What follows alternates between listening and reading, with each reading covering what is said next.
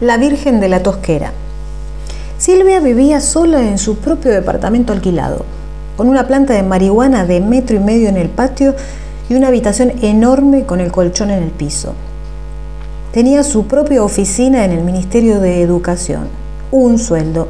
Se teñía el pelo largo de negro azabache y usaba camisolas hindúes de mangas anchas a la altura de las muñecas, con hilos plateados que brillaban bajo el sol. Era de Olavarría y tenía un primo que había desaparecido misteriosamente mientras recorría el interior de México. Era nuestra amiga grande, la que nos cuidaba cuando salíamos y la que nos prestaba la casa para que pudiéramos fumar porro y encontrarnos con chicos. Pero la queríamos arruinada, indefensa, destruida. Porque Silvia siempre sabía más. Si alguna de nosotras descubría a Frida Kahlo, ella ya había visitado la casa de Frida con su primo en México, antes de que él desapareciera. Si probábamos una droga nueva, ella ya había tenido una sobredosis con la misma sustancia. Si descubríamos a una banda que nos gustaba, ella ya había dejado de ser fan del mismo grupo. Odiábamos que tuviera el pelo lacio y pesado, negrísimo, teñido con una tintura que no podíamos encontrar en ninguna peluquería normal. ¿Qué marca sería? Ella a lo mejor nos lo hubiera dicho, pero jamás se lo preguntamos. Odiábamos que siempre tuviera plata, para otra cerveza, para otros 25 gramos, para otra pizza. ¿Cómo podía ser? Ella decía que además del sueldo disponía de la cuenta de su padre, rico, que no la veía ni la había reconocido, pero le depositaba plata en el banco. Era mentira, seguro. Tan mentira como que su hermana fuera modelo. La habíamos visto cuando la chica visitó a Silvia y no valía ni 3 puteadas. Una morocha petiza de culo grande y rulos rebeldes marcados con gel. Más grasa, imposible. Recontraordinaria. No podía ni soñar con subirse a una pasarela. Pero sobre todo queríamos verla derrotada porque Diego gustaba de ella. A Diego lo habíamos conocido nosotras en Bariloche, en nuestro viaje de egresadas. Era flaco, tenía las cejas gruesas y siempre usaba una remera diferente de los Rolling Stones. Una con la lengua, otra con la tapa de tatuado, otra con Jagger agarrando un micrófono con cable terminado en cabeza de serpientes. Diego nos tocó canciones en la guitarra acústica después de la cabalgata cuando se hacía de noche cerca del Cerro Catedral. Y después, en el hotel, nos enseñó la medida justa de vodka y naranja para hacer un buen destornillador. Nos trató bien, pero solamente quiso besarnos y no quiso acostarse con nosotras. A lo mejor porque era más grande, había repetido tenía 18, o porque no le gustábamos. Después, cuando volvimos a Buenos Aires, lo llamamos para invitarlo a una fiesta. Nos prestó atención un rato hasta que Silvia le dio charla. Y desde entonces nos siguió tratando bien, eso sí, pero Silvia lo acaparaba y lo deslumbraba, o lo abrumaba. Las opiniones estaban divididas, con sus historias de México y peyote y calaveras de azúcar. Ella también era grande.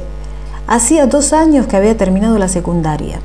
Diego no había viajado mucho, pero quería irse de mochilero al norte ese mismo verano.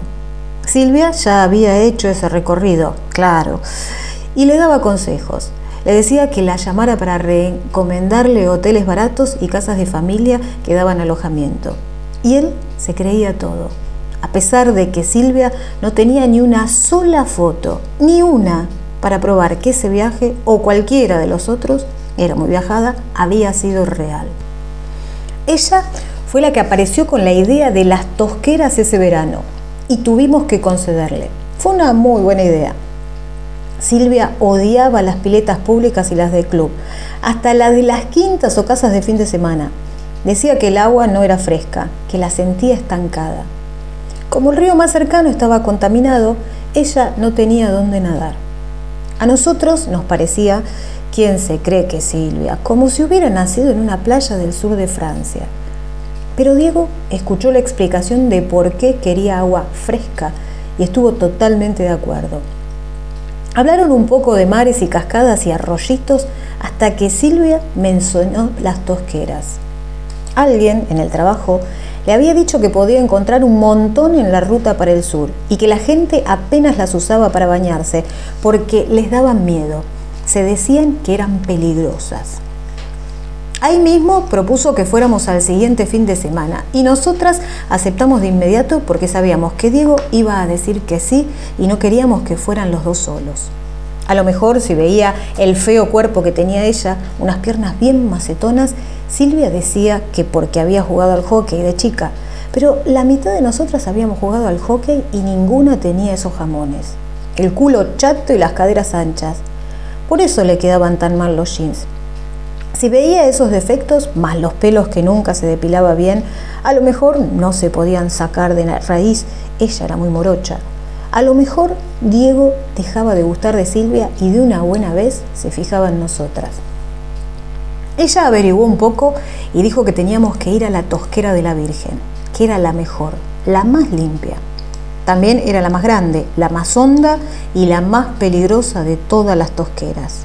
Quedaba muy lejos, casi al final del recorrido del 307, cuando el colectivo ya tomaba la ruta. La Tosquera de la Virgen era especial porque decían casi nadie iba a bañarse ahí. El peligro que alejaba a la gente no era la profundidad, era el dueño. Decía que alguien la había comprado y lo aceptábamos. Ninguna de nosotras sabía para qué servía una tosquera ni si se podía comprar. Pero sin embargo, no nos resultaba raro que tuviera dueño y entendíamos que él no quisiera extraños bañándose en su propiedad.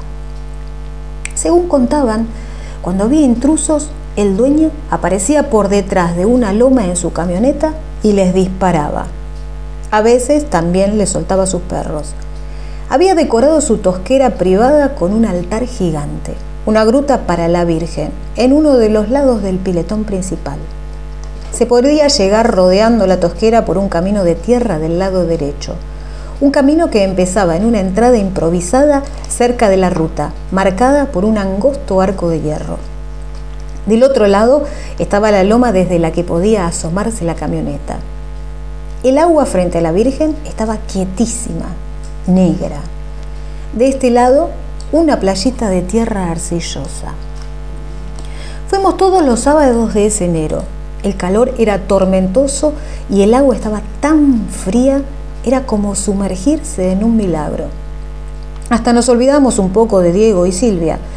Ellos también se habían olvidado el uno del otro, maravillados por la frescura y el secreto. Tratábamos de estar callados, de no hacer escándalo para no despertar al dueño escondido. Nunca vimos a nadie más, aunque a veces algunas personas compartían la parada del colectivo a la vuelta y debían suponer que volvíamos de la tosquera por nuestro pelo mojado y el olor que se nos quedaba pegado a la piel, olor a piedra y sal.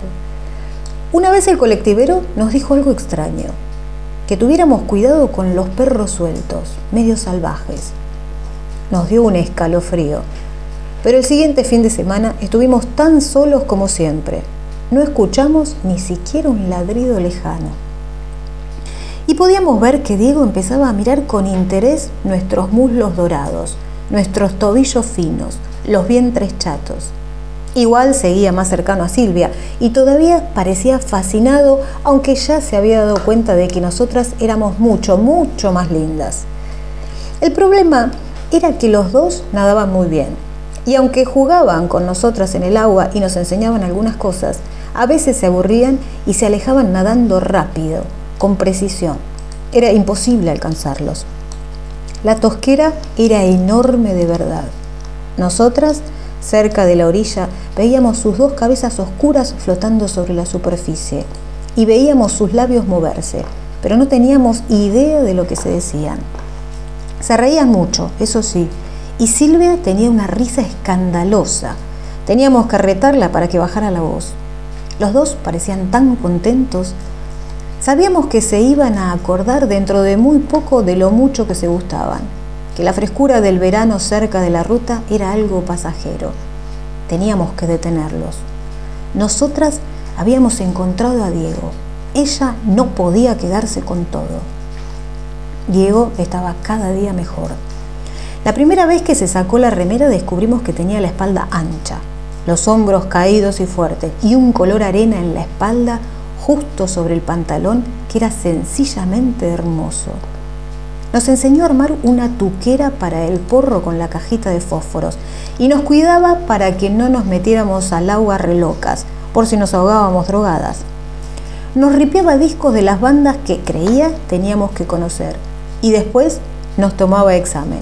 Era encantador. Se ponía contento cuando notaba que nos había gustado de veras alguna de sus favoritas. Nosotras escuchábamos con devoción y buscábamos mensajes.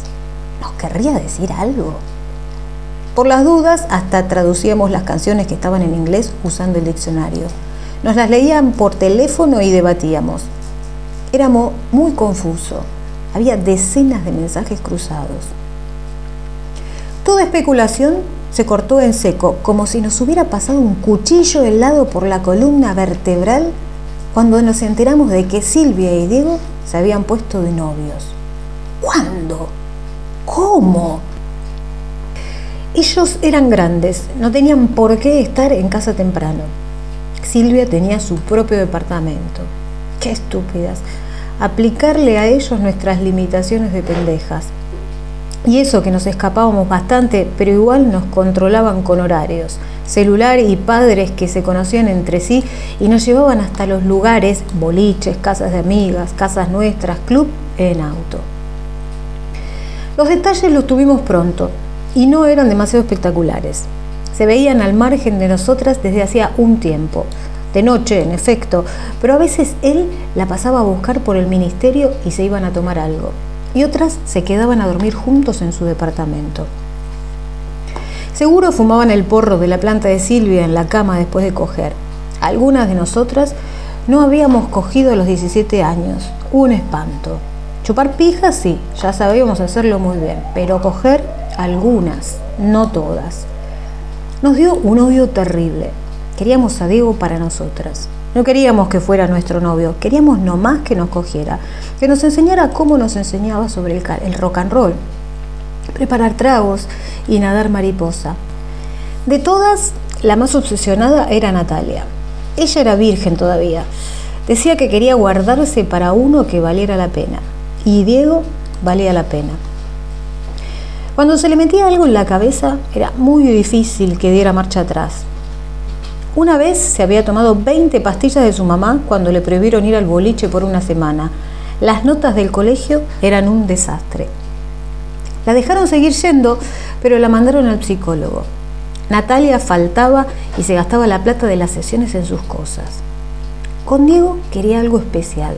No quería tirársele encima. Quería que él la quisiera, gustarle, enloquecerlo. Pero en las fiestas, cuando se acercaba a hablarle, Diego le hacía una sonrisa de costado y seguía en su conversación, con cualquier otra de nosotras. No le contestaba el teléfono, y si lo hacía, las conversaciones eran lánguidas y él siempre las cortaba. En la tosquera no se le quedaba mirando el cuerpo, las piernas largas y fuertes y el culo firme. O la miraba como si se fijara en una planta medio aburrida, un ficus, por ejemplo. Eso sí, que Natalia no podía creerlo. Ella no sabía nadar, pero se humedecía cerca de la orilla y después salía del agua fría con la malla amarilla pegada al cuerpo bronceado, tan pegada que se le marcaban los pezones erizados por el agua helada. Y Natalia sabía que cualquier otro que la viera se mataría a pajas, pero Diego no. Prefería a la negra de culo chato. Nosotras coincidíamos en que era incomprensible. Una tarde, cuando íbamos para la clase de educación física, nos contó que le había echado sangre de menstruación al café de Diego. Lo había hecho en la casa de Silvia. ¿Dónde, si no? Estaban los tres solos y en un momento Diego y Silvia fueron hasta la cocina por unos minutos a buscar café y galletitas. El café ya estaba servido sobre la mesa. Natalia, muy rápido, echó lo que había podido juntar muy poco en un mínimo frasquito de muestra de perfume. Había logrado juntar la sangre retorciendo algodón húmedo. Un asco, porque ella siempre usaba toallitas o tampones. Se había puesto algodón solo para poder conseguir sangre. Estaba un poco diluida en agua, pero ella decía que tenía que servir igual. Había sacado el método de un libro de parapsicología. Ahí decían que era poco higiénico, pero infalible para amarrar al ser amado.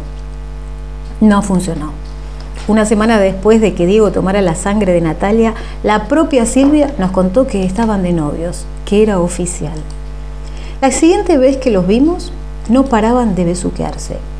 Ese fin de semana fuimos a la Tosquera con ellos de la mano y no lo podíamos entender. No lo podíamos entender. La bikini roja con dibujos de corazones de una, la panza chatísima con un piercing en el ombligo de otra, el excelente corte de pelo con un mechón en la cara, las piernas sin un solo pelo, las axilas como de mármol. Y él la prefería a ella. ¿Por qué? ¿Por qué se la cogía? Si nosotros también queríamos coger, no queríamos otra cosa. ¿O acaso no se daba cuenta cuando nos sentábamos sobre sus rodillas apoyando el culo con mucha fuerza y tratando de manotearle la pija con la mano como en un descuido? O cuando nos reíamos cerca de su boca mostrándole la lengua. ¿Por qué no nos tirábamos encima de él y listo? Porque nos pasaba a todas, no era solamente la obsesión de Natalia. Queríamos que Diego nos eligiera. Queríamos estar con él todavía mojadas del agua fría de la Tosquera, cogiendo una tras otra, él acostado sobre la playita, esperando los disparos del dueño y correr hacia la ruta medio desnudas bajo una lluvia de balas. Pero no, estábamos ahí sentadas en toda nuestra gloria, y él besándose con Silvia culo chato, vieja además. El sol ardía, y a Silvia culo chato ya se le estaba pelando la nariz. Un desastre. Usaba protectores solares de cuarta. Nosotras, impecables. En un momento, Diego pareció darse cuenta. Nos miró distinto, como si registrara que estaba con una negra fea. Y dijo, ¿por qué no nos vamos nadando hasta la Virgen? Natalia se puso pálida, porque ella no sabía nadar. Nosotras sí, pero no nos animábamos a cruzar la Tosquera, que era muy profunda y larga. Si nos ahogábamos, no había quien nos salvara. Estábamos en el medio de la nada. Diego adivinó. Silvia y yo vamos nadando. Ustedes agarren por el costado caminando y nos vemos allá. Quiero ver ese altar de cerca. ¿Se copan? Dijimos que sí, que claro, aunque estábamos preocupadas porque si le decía Sil, a lo mejor nuestra percepción de que nos miraba distinto era equivocada. No más nos moríamos de ganas de que fuera así y ya estábamos medio locas. Empezamos a caminar. Rodear la Tosquera no era fácil. Parecía mucho más chica cuando una estaba sentada en la playita. Era enorme. Debía tener unas 3 cuadras de largo. Diego y Silvia avanzaban más que nosotras y veíamos las cabezas oscuras aparecer a intervalos, medio doradas bajo el sol, tan luminosas. Y los brazos levantando surcos de agua, resbaladizos. En un momento tuvieron que parar. Lo vimos desde el costado. Nosotras bajo el sol, con polvo pegado al cuerpo por la transpiración, algunas con dolor de cabeza por el calor y la luz fuerte en los ojos, caminando como si anduviéramos cuesta arriba. Los vimos parar y hablarse. Silvia se reía tirando la cabeza para atrás y manteniendo los brazos en movimiento para no hundirse. Eran demasiados metros para nadar de un tirón. Ellos no eran profesionales. Pero a Natalia le dio la impresión de que no paraban nomás por cansancio. Creyó que estaban tramando algo. A esa yegua se le ocurrió alguna, dijo, y siguió caminando hacia la Virgen que apenas se veía adentro de la gruta. Diego y Silvia llegaron justo cuando nosotras doblábamos a la derecha, a caminar los últimos 50 metros que nos separaban de la gruta de la Virgen. Seguramente nos vieron resoplando, con las axilas oliendo a cebolla y el pelo pegado a las sienes. Nos miramos bien, se rieron igual que lo habían hecho cuando dejaron de nadar y se volvieron a tirar al agua para nadar con toda velocidad de vuelta a la orilla de la playita. Así nomás. Se les escucharon las carcajadas burlonas junto al chapuzón. ¡Chao, chicas!, gritó Silvia triunfal antes de volver nadando. Y nosotras ahí, heladas a pesar del bochorno. ¡Qué cosa rara! Heladas y más muertas de calor que nunca, con las orejas ardiendo de odio mientras los veíamos irse riéndose de las tontas que no sabíamos nadar, imaginando nuestros propios reproches. humilladas a 50 metros de la Virgen, que ya nadie tenía ganas de ver, que ninguna de nosotras había tenido ganas de ver nunca. Miramos a Natalia. Era tanta la rabia que las lágrimas no caían de sus ojos. Le dijimos que teníamos que volver. Dijo que no, que quería ver a la Virgen. Nosotras estábamos cansadas y avergonzadas. Nos sentamos a fumar. Le dijimos que la esperábamos. Tardó bastante, unos 15 minutos. Raro. ¿Habría estado rezando? No le preguntamos. La conocíamos bien cuando se enojaba. A una de nosotras nos había mordido en un ataque de furia. De verdad, un mordiscón enorme en el brazo que había dejado una marca por casi una semana. Volvió con nosotras. Nos pidió de fumar una pitada. No le gustaba fumar cigarrillos enteros. Y empezó a caminar. La seguíamos. Podíamos ver a Silvia y Diego en la playa, secándose mutuamente. No los escuchábamos bien, pero se reían. Y de pronto, un grito de Silvia. «No se enojen, chicas, fue un chiste». Natalia se dio vuelta en seco. Estaba cubierta de polvo. Tenía polvo hasta en los ojos. Nos miró fijo, estudiándonos. Sonrió y dijo: «No es una virgen». «¿Qué cosa?» «Tiene un manto blanco para ocultar, para taparla, pero no es una virgen. Es una mujer roja de yeso y está en pelotas. Tiene los pezones negros». Nos dio miedo. Le preguntamos quién era entonces. Nos dijo que no sabía, algo brasilero. También nos dijo que le había pedido algo, que el rojo estaba muy bien pintado y brillaba, parecía acrílico, que tenía un pelo muy lindo, negro y largo, más oscuro y más sedoso que el de Silvia, y que cuando se le acercó, el falso manto blanco virginal se le cayó solo, sin que ella lo tocara, como si quisiera que Natalia la reconociera. Entonces le había pedido algo.